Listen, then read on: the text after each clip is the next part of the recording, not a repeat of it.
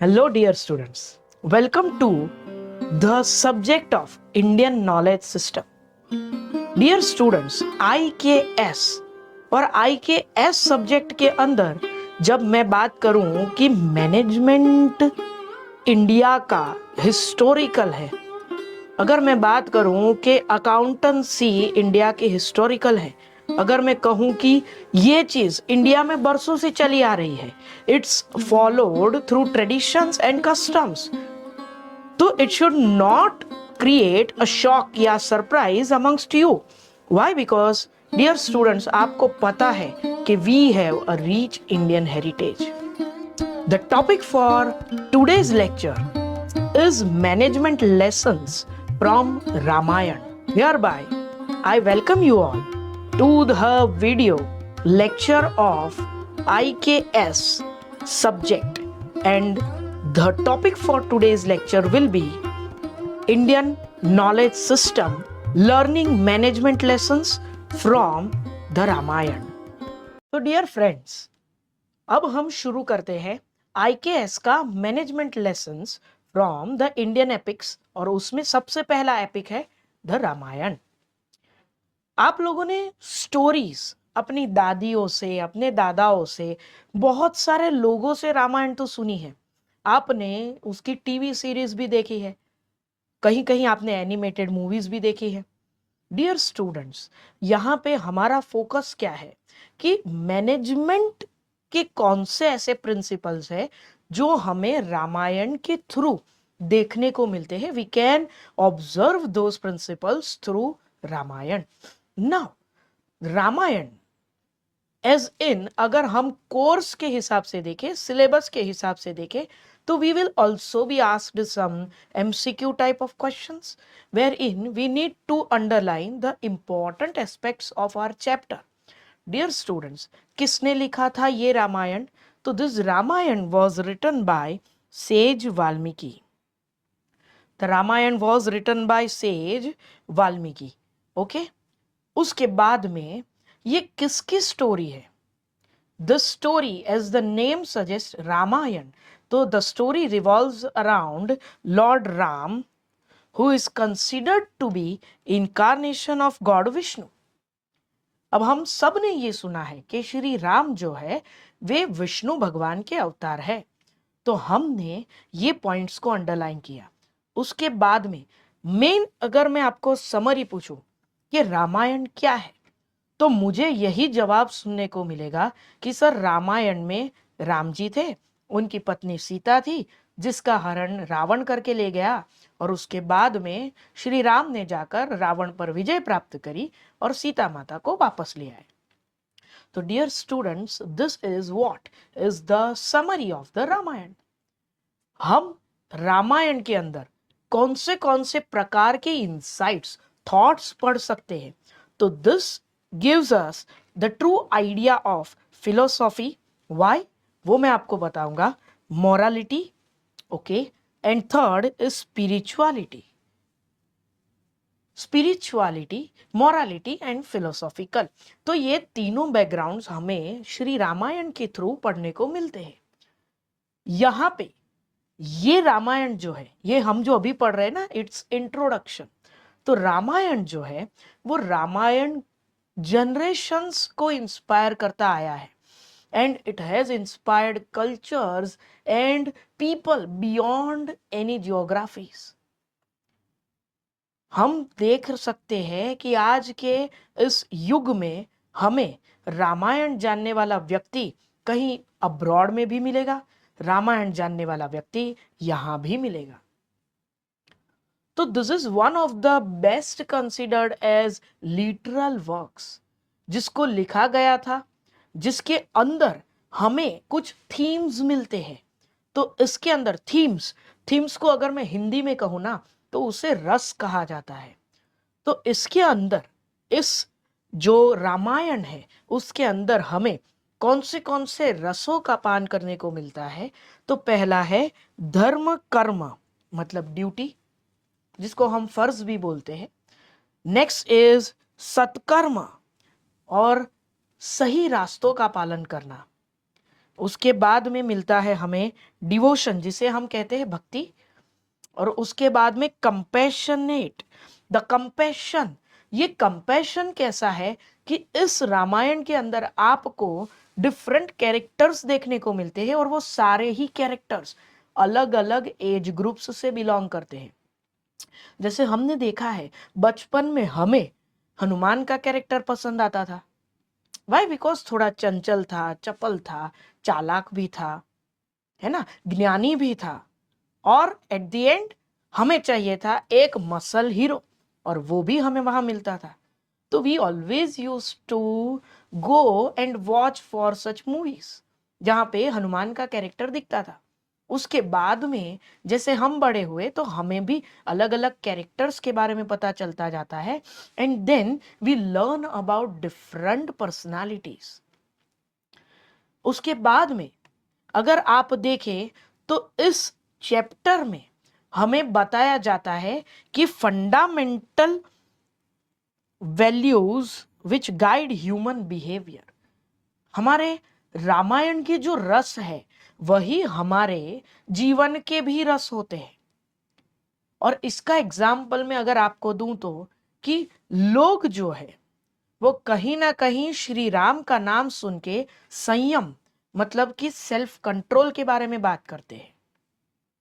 when we look at the character of Hanuman, we always find out to look like a devotee, मतलब जो कर रहे हैं उसमें एक डिवोशन की भावना होती है। हर एक कार्य को अगर हम डिवोशन की दृष्टि से देखें तो वो कार्य फिर कार्य नहीं सुकार्य हो जाता है, जिसको सत्कार्य कहा जाता है।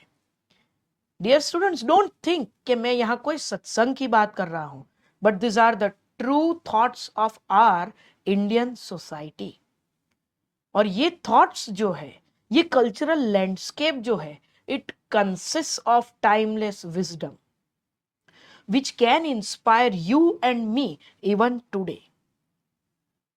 अब इस मैनेजमेंट के अंदर हमने जो मॉडर्न डे मैनेजमेंट प्रिंसिपल्स देखे, जैसे आपने हेनरी फेयोल को सुना है, आपने फ्रेडरिक टेलर के बारे में पढ़ा है, तो इनके जो प्रिंसिपल्स थे और हमारे जो प्रिंसिपल्स रामायण के थ्रू दिखते हैं, इनका कंपैरिजन अगर किया जाए तो your first management principle that we follow even today is a clear goal, जिसको हमने मैनेजमेंट की भाषा में पढ़ा था objectives.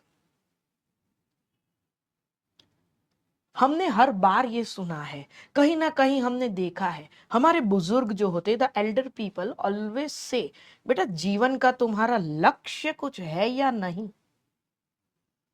Today we all know we are so much addicted to the social medias, to the technology, that we have forgotten the use of the technology in good sense. Dear students, हम क्या करते हैं, technology का misuse करने पे ज्यादा तुले हो गए हैं।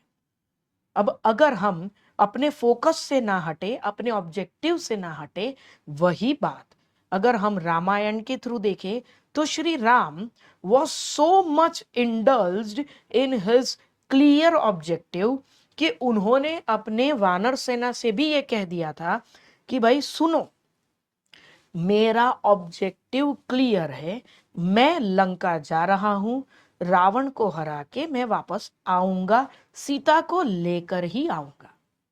ही Today we miss this management principle even in our lives and also through our businesses and professions. हमें अगर कोई पूछता है तो फोकस हमारा रहता नहीं है। Are you getting it? Why? Because we are not, secondly, motivated enough. We are not, secondly, motivated enough. Motivate कैसे किया जाता है या मोटिवेशन क्या होता है? हमने हर बार सुना है motivation is like encouragement. Sir encouragement, अच्छा मैंने आपको एनकरेज कर दिया, चलिए मैंने आपको बोला कि आप कर सकते हैं, आप ही में ये जज्बा है, ये करना है, वो करना है। For how much time will you stay motivated? That is my question. How should the leader be? That is my question. मैंने एक स्टोरी बचपन में पढ़ी थी, and then my dadi use to always say this story to me. और वो story कुछ इस तरह थी कि when Gautam Buddha became lord Buddha, तो वो अपना बुद्धिज्म का फैलावा कर रहे थे। He was into his meditation and everything. उस टाइम पे there came a mother with her child. She was like के हे गुरुजी, ये मेरा बच्चा है, उसे चीनी खाने की बहुत आदत है। अब क्या हुआ, Gautam Buddha said very clearly कि ma'am can you please come after 7 days। And the woman agreed कि चमत्कारी संत है, कुछ न कुछ ऐसा उपाय जानते होंगे कि 7 दिनों बाद वो बताएंगे। After 7 days the women return. Again lord Buddha said कि please grant me another 7 days। And she thought कि शायद और अच्छा उपाय उनके दिमाग में आए। When she came again for the second time, Buddha said, please ma'am आप और 7 दिनों के बाद आइए। The woman was surprised also, but then she was talking to a dominant personality, so she did not refuse and she went away and she came back after 21 days, 777. Now, Lord Buddha said just one thing. In the ears, he whispered something, and the boy said yes. And the boy just gave up eating sugar from that day. On the 23rd day, the mother returned back to Lord Buddha and said, Guruji, what did you say in his ears? कि अब वो चीनी को हाथ तक नहीं लगाता। और आप अगर इतना ही कुछ कहना था उसके कान में, तो वो आप पहले 7 दिनों के बाद भी बोल सकते थे, या जिस दिन मैं लेकर आई थी उस दिन भी बोल सकते थे। लॉर्ड बुद्धा सेड कि जी मैं बोल सकता था, लेकिन जब तक मैं खुद चीनी खाने की आदत ना छोड़ दूं, आपके बच्चे को चीनी छोड़ने पे मजबूर नहीं कर सकता। This is what a motivator should be like. कोई आपको मोटिवेशन दे रहा है। Now read this from Ramayana also. Lord Ram just said one thing, ये मेरा ऑब्जेक्टिव है, ये मेरा मिशन है। If anybody wants to join, you are free to join, but if nobody wants to join, I will still go to Lanka. ये जो confidence Ram में था, वो ही कॉन्फिडेंस उनके ये पर्सनालिटी के थ्रू उनके वानर सेना में भी आ रहा था। And by this motivation the unskilled, ये कोई स्किल्ड सोल्जर्स नहीं थे। आप देखो, कंपेयर करके देखो, तो वानर, वानर का मतलब संस्कृत में होता है वन नर, जिसका मतलब है वन में रहने वाले व्यक्ति। And in today's world, if you ask me, so then you can say the unskilled and semi-skilled workers from rural areas. As per economics, तो ये रूरल में रहने वाले लोग जो है वो इतने डेवलप्ड नहीं है, इतने स्किल्ड नहीं है। और ऐसे लोगों को जिनको हर दम ये डर रहता है कि कहीं कोई अर्बन एरिया से हमें एक्सप्लॉइट ना कर जाए, ऐसा व्यक्ति लॉर्ड राम को सुन रहा है। And then they are focusing on what to do. सोचिए, हमें डिपिक्ट किया जाता है कि वो वन्नर मतलब they were evolving from monkey to man. तो वो जो अभी सेमी एप जो स्टेज में थे, उस स्टेज में मतलब जिनका दिमाग अभी तक पूरी तरह से विकसित नहीं है, उनको एक साथ स्ट्रीमलाइन करके रखना। Just think of the motivation that Shri Ram would have given to himself before even motivating. Just think of the level of motivation that Sri Ram would have kept in him to keep his soldiers motivated. If you want to underline the important point over here is here. Many tribes that were not skilled soldiers made up the army, but Lord Ram inspired them. The opponent, Ravan, was not a simple common fighter. उसके पास भी गजब की शक्तियां थी, ऐसा हमने पढ़ा है. उसकी पर्सनालिटी भी वैसी थी. वाई? बिकॉज वो ज्ञानी भी था, वो तंत्र भी जानता था, मंत्र भी जानता था और यंत्र भी जानता था. ऐसे रावण से लड़ने के लिए सोचिए, एक कॉमन मैन खड़ा हुआ है. Lord Ram, when he fought with Ravan, he was not having any army जो कि वेल आर्म्ड हो. जो उनकी अयोध्या की आर्मी थी वो नहीं थी उनके साथ. उनके साथ थे ये वननर, मतलब वानर. इनको लेकर हमें लड़ने जाना है. सोचिए मैनेजमेंट के पर्सपेक्टिव से. अब सोचिए, हमने एज एन एंटरप्रेन्योर एक बिजनेस स्टार्ट कर दिया और हम कॉम्पीट कर रहे हैं किसके साथ? बड़े बड़े बिजनेस टाइकून्स के साथ. How will we fight them? कैसे लड़ेंगे उनसे?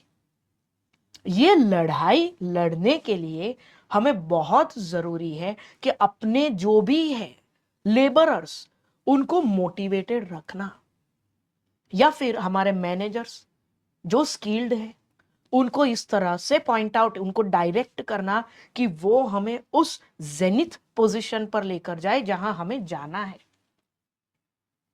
नेक्स्ट, यही मोटिवेशन देने वाला बंदा जो है वो खुद एक ऐसा लीडर होना चाहिए कि जिसको कोई परास्त कर ना सके.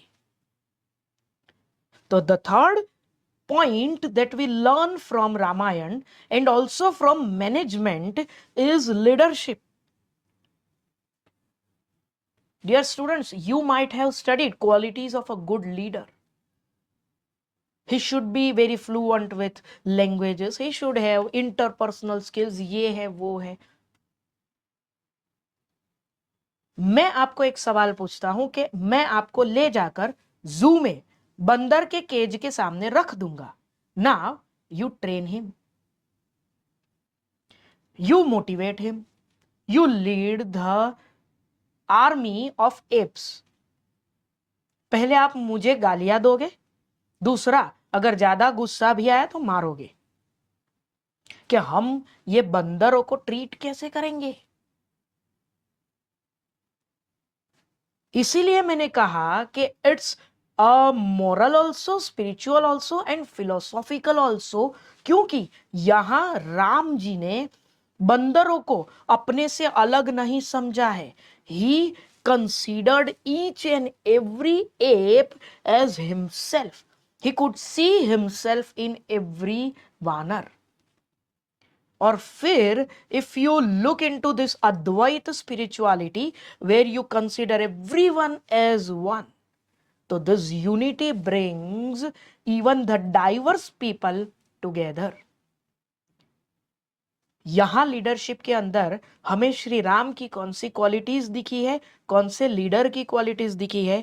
तो you can see courage, integrity and humility.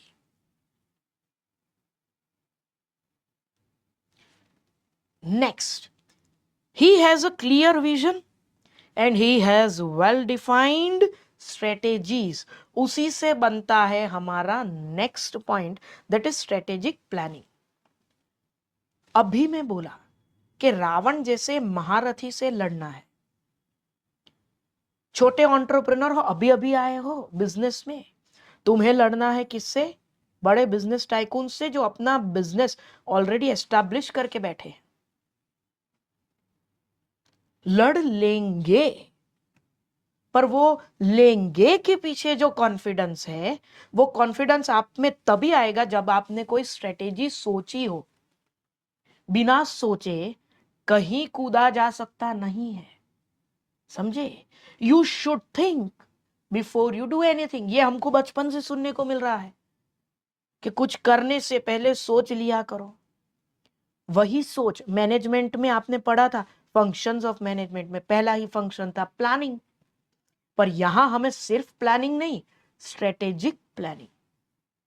Why? Because in modern times, in this contemporary world where everything stays as if it's contemporary, तो वहां पे हमें लड़ने के लिए भी कोई स्ट्रेटेजिक प्लानिंग करना जरूरी है।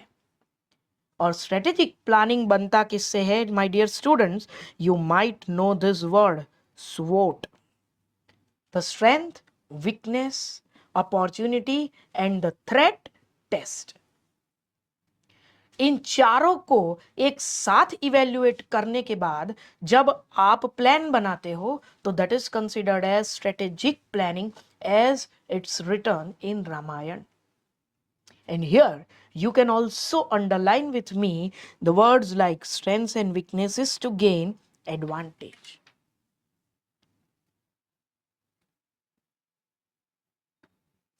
Next, इसी से इंस्पायर होके कंपनी को क्या करना चाहिए, ऑर्गेनाइजेशन को क्या करना चाहिए, उनके लिए भी in this corporate world strategic planning is essential to achieve the goals and must have clear vision and action plan. Fine. आपने प्लान कर लिया, नेक्स्ट फंक्शन क्या आता है? To organise. अब ऑर्गेनाइज करने के लिए हमें लोगों में टीम वर्क की एक भावना क्रिएट करना भी बहुत जरूरी है। क्योंकि क्या होता है ना, कभी कभी नॉन डिजर्विंग कैंडिडेट को अगर सीट मिल गई और डिजर्विंग कैंडिडेट पीछे खड़ा है तो वो आगे वाले से जलने लगेगा। This jealousy creates enmity and this leads to quarrels in an organization. तो ऐसा नहीं है कि सिर्फ ऑर्गेनाइजेशन में ही ये है, यही चीजें पहले भी होती थी। इफ यू फाइंड इट, तो रावण इतना बड़ा स्ट्रेटेजिक प्लानर होने के बावजूद हारा क्यों? क्योंकि उसने स्ट्रेटेजिक प्लानिंग तो करी पर उसको इंप्लीमेंट करने के लिए उसकी टीम डिवाइड हो गई। कैसे डिवाइड हुई? तो वहां पे जिस योद्धा को लगता था कि आज मैं युद्ध करने जाऊंगा, वो सीधा इन्फॉर्म करता था अपने सुपीरियर को और वो निकल पड़ता था। परमिशन की बात ही नहीं। बेटा टीम बना रहे हो तो लीडर भी होता है टीम का, तो उससे पूछ के काम किया जाता है। पर हम ऐसे कंटेम्पररी हो गए हैं कि हम ये सोचने लगे हैं कि मैं किसी से क्यों पूछूं, अपना मैं खुद देख लूंगा। Motivation and self confidence is good, I won't disagree, but उसके पीछे सोचा क्या आपने कि अकेला मैं कितना आगे जाऊंगा? है ना, हमने जब सोल प्रोप्राइटरशिप पढ़ा है तो उसमें भी लिमिटेशंस में यही पढ़ा है कि sole proprietor has a limit, कि he can not expand his business. Grow तो करेगा पर एक्सपांड इतना नहीं कर पाएगा, उसके लिए उसे शिफ्ट होना पड़ेगा टू पार्टनरशिप, पार्टनर को शिफ्ट होना पड़ेगा टू कंपनी। वैसे ही अकेले राम लड़ तो लेते, पर उनके साथ उनकी टीम कैसी थी कि उनके साथ उनके भाई लक्ष्मण भी खड़े थे। He had Hanuman also, he had the monkey king Sugriva also and he had the sena also. भले कैसी भी हो पर टीम तो थी। और ये टीम और रावण की टीम में फर्क इतना ही था कि रावण की टीम वर्क नहीं कर रही थी टीम में, और राम जी की टीम वर्क कर रही थी इन अ टीम। तो यहां पे इंपॉर्टेंट पॉइंट्स कौन से हैं? यहां पे इंपॉर्टेंट पॉइंट्स है with the help of his allies, मतलब friend such as Hanuman and the monkey army, you can also say Sugriva, worked together, played to their strengths. Nobody is perfect. सब में कुछ ना कुछ खामी है, ये नहीं सोचो, ये सोचो कि सब में कुछ ना कुछ अच्छा भी तो है। उस अच्छे का यूज क्यों ना किया जाए?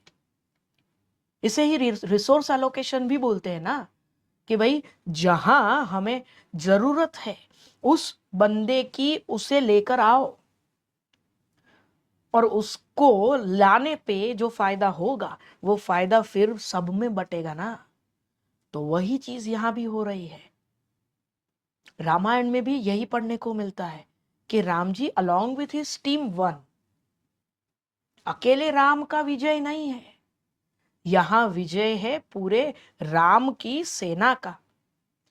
इसके बाद the next point over here is a corporate team should also work together and collaborate effectively. मतलब ये प्रिंसिपल को कैसे एसोसिएट करता है। Next point is the ethics and values.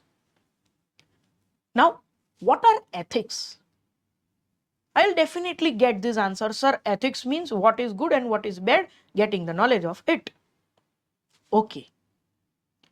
क्या आप सच में इसके बारे में सोचते हो while doing business? That is more important. मैं आपको एक सिचुएशन देता हूं। आपको ग्रो करने के लिए आपके अगेंस्ट जो खड़ा है अपोनेंट, उसके सामने आपको सिर्फ और सिर्फ 1 करोड़ ज्यादा प्रॉफिट लाना है। वो कर रहा है बिजनेस थोड़ा सा इलीगल पॉइंट ऑफ व्यू से कर रहा है। आपने अगर वही तरीका यूज किया ना उसके जैसा ही ग्रो करने के लिए, तो वो तरीका आपको एथिकली रॉन्ग है, वैल्यूज में भी रॉन्ग है, पर हमको लगता है वो सही है, बट उसका एंड रिजल्ट सही मिलने वाला नहीं है। Just think of the day when you will be caught, when you will be defamed. ये तो तुमने सोचा ही नहीं। ये रावण के साथ हुआ है।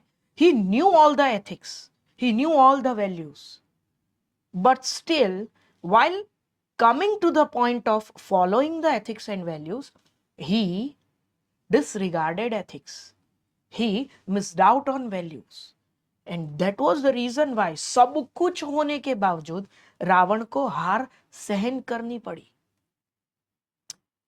What are the values that we should keep as a businessman or as a manager? So the values are honesty, integrity and loyalty. We should be loyal. We should be loyal towards our people. हमें उनके बीच में integration बना के रखना है। और यहां पे हमें एक एग्जाम्पल भी दिया गया है, और वो एग्जाम्पल है टाटा ग्रुप का। टाटा ग्रुप में आज भी एम्फेसिस दिए जाते हैं on leadership, strategic planning, team work and ethics. Even though falling out in a business structure, ethical values को इतना ही इंपॉर्टेंस देना, मतलब आप सोचिए कि सोसाइटी को उतना ही रेलेवेंस देना जितना हम इकोनॉमिक ऑब्जेक्टिव्स को दे रहे हैं। तो that's going to be a very nice shot. You will have a very loyal consumer base also. Those consumers will definitely become customers. आपका रेपुटेशन भी स्ट्रांग हो जाएगा। उसके बाद में आप देखें डिटर्मिनेशन।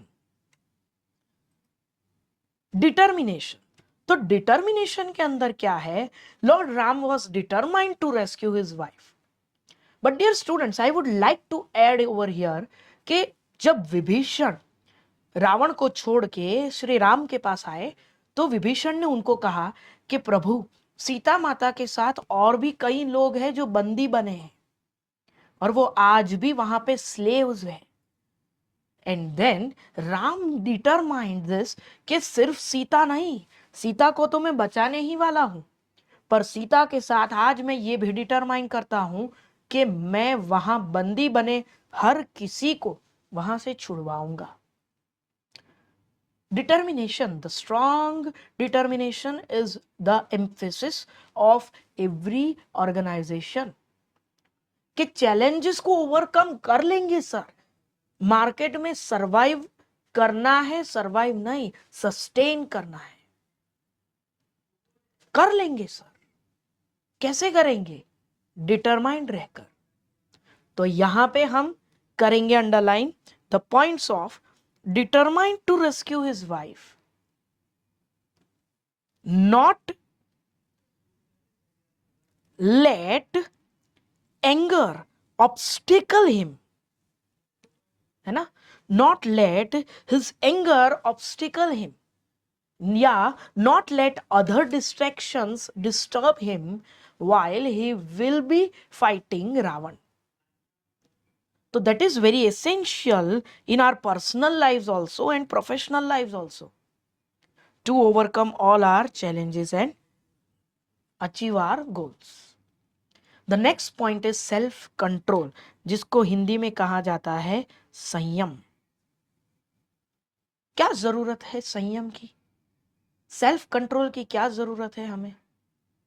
सर बहुत जरूरत है, और आज के इस कंटेम्पररी वर्ल्ड में ये प्रिंसिपल की तो बहुत जरूरत पड़ती है. Why so? Because we are fighting some of such opponents जिनको हम शायद ना भी जानते हो. Like in this world of developing era of technology, अगर मैं आपसे कहूं कि आपको पता ही नहीं है कि कल आपका कौन दुश्मन बनेगा. Like somebody hacked your profile. Somebody. Who is this somebody? Nobody knows. Somebody. आप करके भी क्या करते हो, सिर्फ उस अकाउंट को रिपोर्ट करते हो जो आपका ही है और ब्लॉक हुआ है, किसी ने हैक किया है, और कुछ नहीं कर सकते. तो इसका एक तोड़ है, इसका एक जोड़ भी है. ये तोड़ क्या है? सबसे बढ़िया, staying calm and composed in challenging situations, which was clearly demonstrated by Lord Ram. आप ये जानते हैं कि माता कैकेयी ने श्री राम को ये कहा था कि 14 सालों के लिए, for straight 14 years you will stay in exile, आप वनवास करेंगे. सोचिए ऐसे हालात में, मतलब just put yourself in a condition where your boss is firing you, या बॉस इज टेलिंग यू कि हम आपको अभी के लिए ले ऑफ कर रहे हैं बिकॉज हम थोड़े प्रॉब्लम्स में घिर चुके हैं. बॉस के अगेंस्ट तो कुछ बोल नहीं पाएंगे, लेकिन हमारा मन जो है वो क्रोध में आ जाएगा और हम तुरंत बदले की भावना से एंगर को कंट्रोल नहीं कर पाएंगे. या शायद हम बोल ही दे स्ट्रेट ऑन हिज फेस कि ऐसा कैसे कर सकते हैं sir. But when his mother said, Ram just smiled, he stayed काम. और यही हमें एज अ मैनेजर भी जरूरत पड़ सकती है.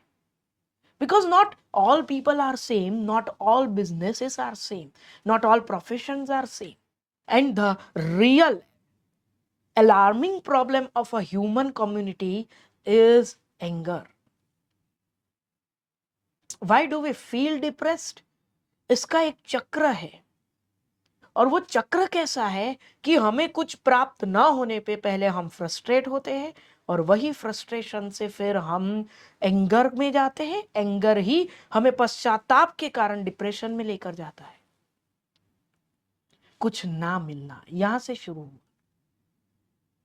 राम को, जिनको उनके पिता ने ये कहा था कि अब से तुम राज्य संभालोगे, उसी दिन रात को उन्हें एग्जाइल में भेजने का ये पूरा प्लान बनाया गया. एंड देन कैकेयी माता implemented it. But still Ram smiled at this. Why? Because he took this as a positive opportunity, which is also known as optimism. जो इसके बाद वाला पॉइंट आपको दिख रहा है. पहले सेल्फ कंट्रोल के अंदर अंडरलाइन करें staying calm and compose in challenging situation, and then to make rational decisions and avoid impulsive actions. Now come to optimism, positivity, the नजरिया of positivity.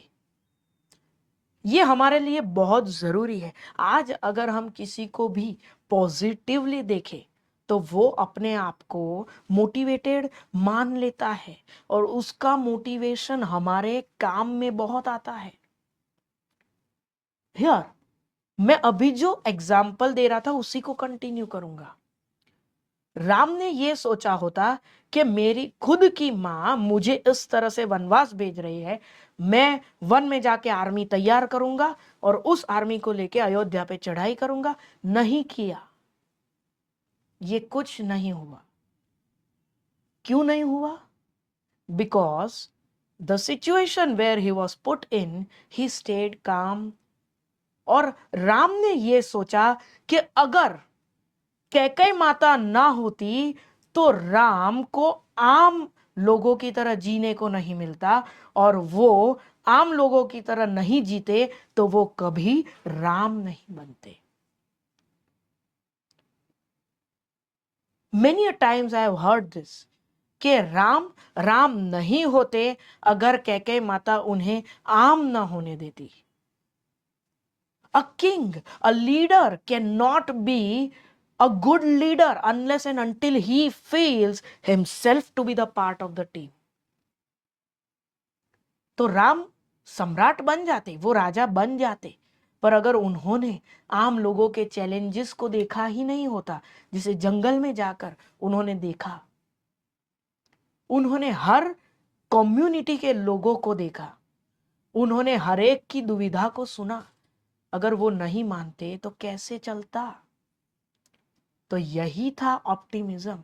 उन्होंने अपने आप को पहले आम बनाया और उस आम बनने से वो राम बने. And even today we praise के राम राज्य और प्रजा सुखी. तो यहां अंडरलाइन करेंगे the positive outlook despite facing many challenges. और यही चीज हमें चाहिए in business also, to maintain positive attitudes and overcome the setbacks. Next point over here is selflessness. सबसे बड़ा हमारा प्रॉब्लम क्या है? सेल्फिशनेस. हमें सब अपने नाम पर चाहिए, हम, मैं, मेरा. और ये हम, मैं, मेरा गर्व से अभिमान, और अभिमान जिसको इंग्लिश में ईगो बोला जाता है. उन्होंने अपनी खुशियों का बलिदान दे दिया और ही did not even think of कि मैं बलिदान दे रहा हूं. त्याग उसे कहते हैं जब करने के बाद आप खुद ये अनुभव ना करें कि आपने कुछ त्यागा हुआ है.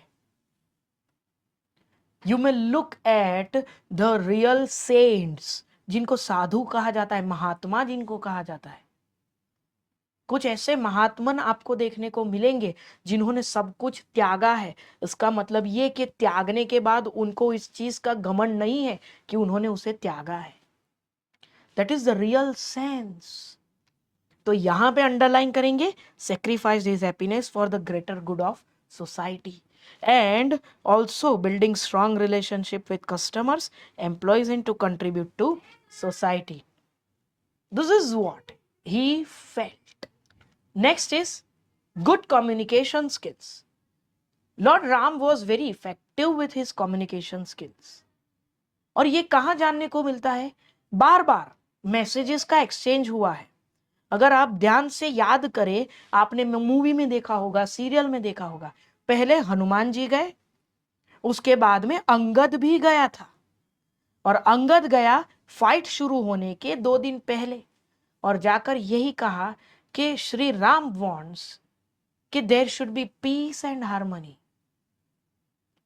But Ravan did not agree to this,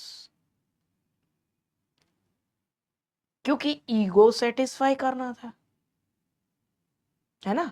अब यहां राम ने क्या किया? He just made a very effective communication. You see, when Hanuman ji went, Hanuman ji was a person या personality with a calm and composed character.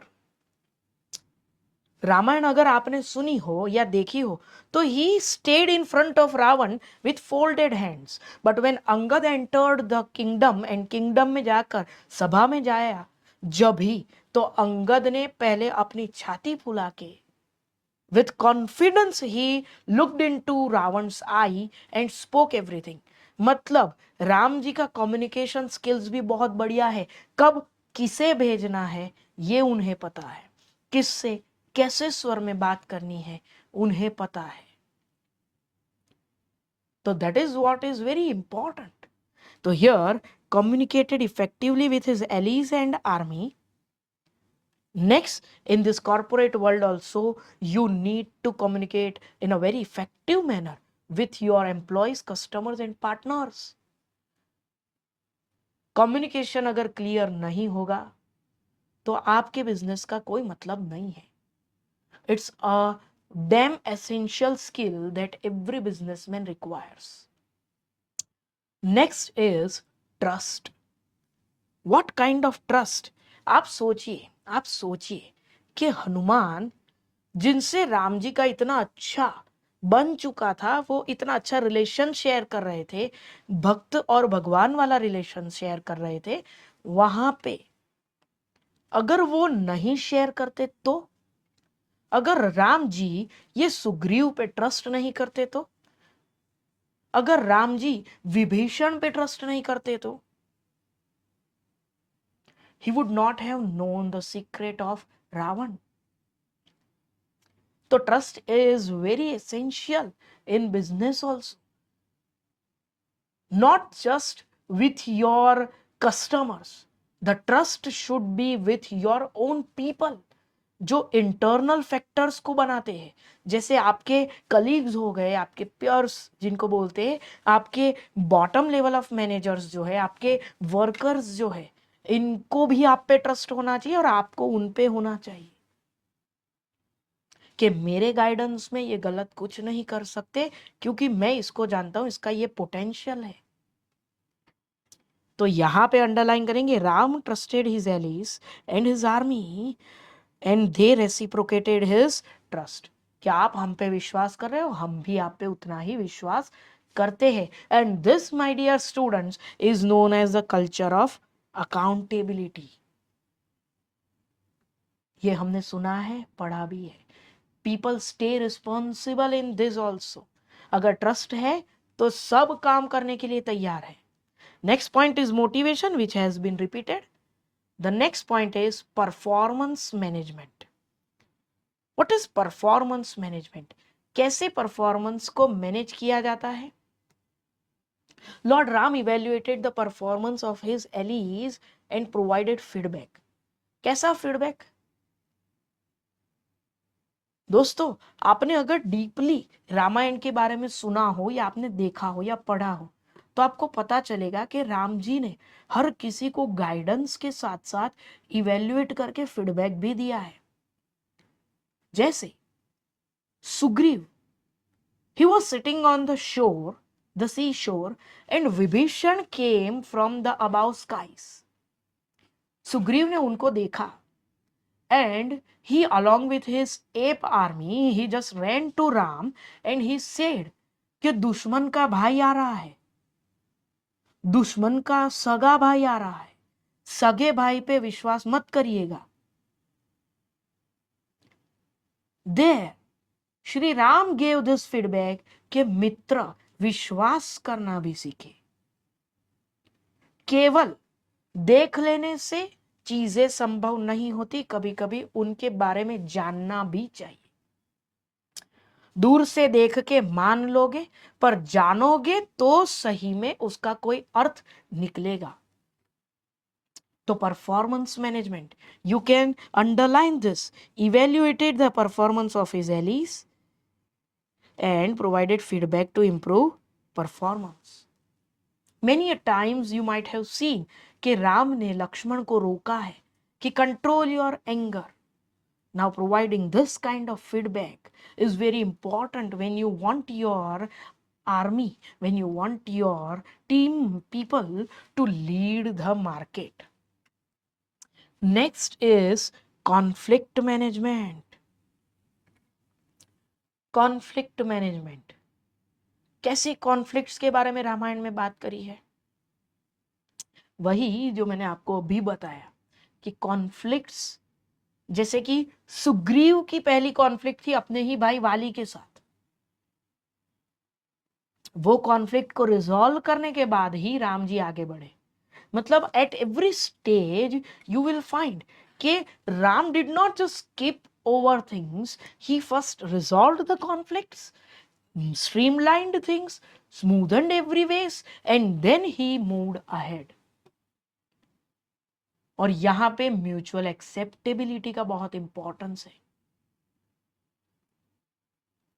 जो श्री राम ने अपने दोस्तों पर दिखाई, अपनी आर्मी पे दिखाई, और हर किसी व्यक्ति पे उन्होंने अपना विश्वास जताया है। Like here if you look into this, तो यहाँ पे लिखा है Ram resolved conflicts with diplomacy and compromises. ज्यादातर he did not involve into fights. इसीलिए तो मैंने अभी भी कहा कि उन्होंने अंगद को भेजा। क्यों भेजा था? यही कि फाइट रोक सकते हो तो रोक लो, क्योंकि फाइट्स से result will be just blood and loss.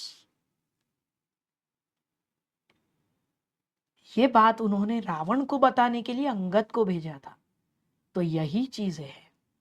अब यहां पे एक एग्जांपल दिया है। Infosys, one of the India's largest IT companies, has incorporated this teachings of Ramayana into its practices, where they emphasize importance of empathy, communication, trust, motivation, performance management, and even conflict management in corporate culture.